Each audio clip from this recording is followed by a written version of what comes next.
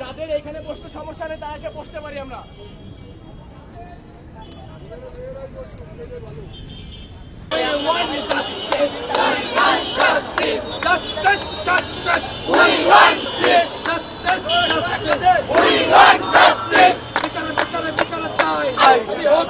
বিচার চাই, বিচার বিচার বিচার চাই, বিচার বিচার বিচার চাই।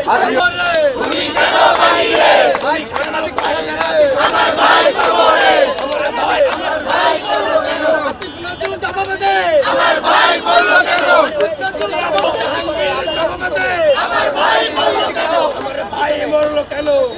বিচার বিচার বিচার চাই, আমি হত্যার বিচার চাই, আমি হত্যার বিচার চাই, আমি হত্যার বিচার চাই, আমি হত্যার বিচার চাই, বিচার বিচার বিচার চাই। তুমি কি চাও? জিন্দাবাদ জিন্দাবাদ জিন্দাবাদ, ইনকিলাব ইনকিলাব জিন্দাবাদ জিন্দাবাদ। কেন বাইরে আমার ভাই কবরে, ইন্টারভিউ জবাব দে, আমার ভাই জবাব দে।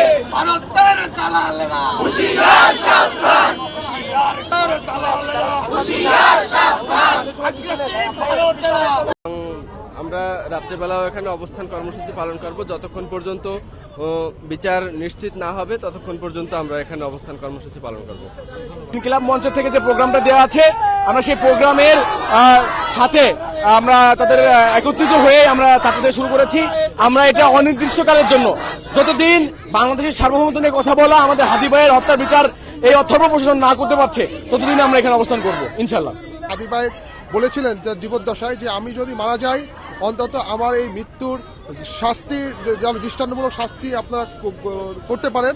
এই জন্য তার দাবির সাথে সম্মতি জ্ঞাপন করে ইনকিলাব মঞ্চ সারা বাংলাদেশের বিভাগীয় পর্যায়ে অবরোধ ডাক দিয়েছিল। এনসিপি সহ আমাদের খুলনা আপামর ছাত্র জনতা সেই দাবির সাথে সম্মতি জ্ঞাপন করে বিভাগীয় পর্যায়ে অবস্থান কর্মসূচি নিয়েছে। তারই প্রেক্ষিতে খুলনাতে আপামর ছাত্র জনতা আজকে দেখেন একটা নর্মালি ডাকের কারণে শিববাড়ি মোড়ে জমাকীর্ণ হয়ে গেছে। আরও লোকজন চলে আসবে ইনশাল্লাহ। এবং আমরা যতক্ষণ না পর্যন্ত উনি এই যে আমাদের ওসমান হাদি ভাই সন্ত্রাসীদের দৃষ্টান্তমূলক শাস্তির আওতায় না আনতে হবে ততক্ষণ পর্যন্ত আমাদের অবস্থান কর্মসূচি চালিয়ে যাব। ধন্যবাদ।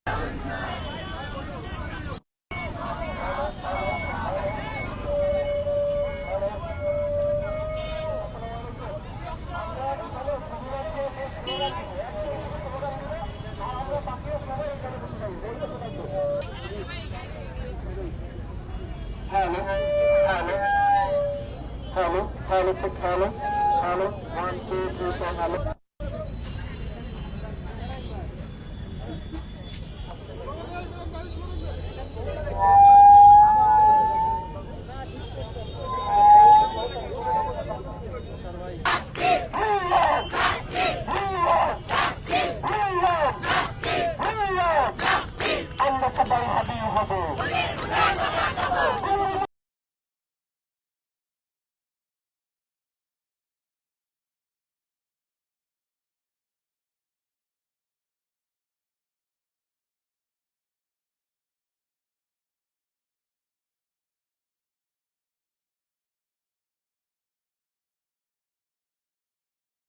দৃশ্যমান কোনো ধরনের বিচার আমরা দেখতে চাই।